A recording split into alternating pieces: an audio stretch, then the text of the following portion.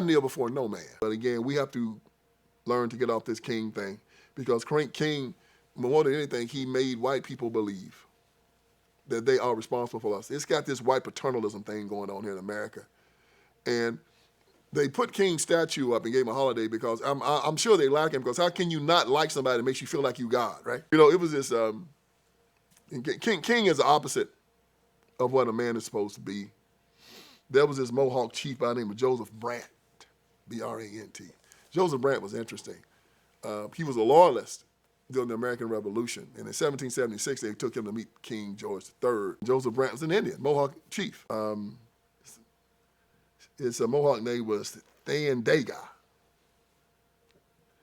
but his Christian name was Joseph Brant. So when they brought him before the king, of course, everybody kneeled, kissed the king's hand.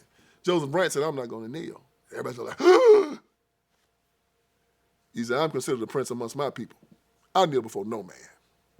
I said, like that. I kneel before no man. And all Martin Luther King Jr. did was, he didn't just tell us to kneel, he told us to kneel and get our ass whooped on top of the kneeling. And the black men of America now are effeminate, they're weak, and they're still begging. When the government shut down, they took the EBT cards away, they lost their mind because they couldn't even feed their family. That's not all of them, a lot of them.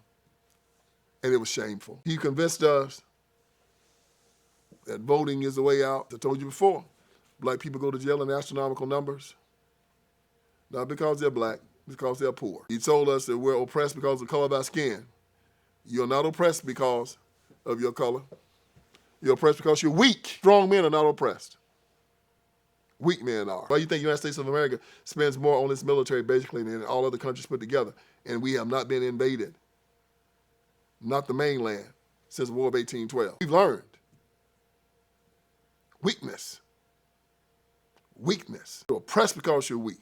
And America says we will never be weak. But this is King. These are things that he preaches.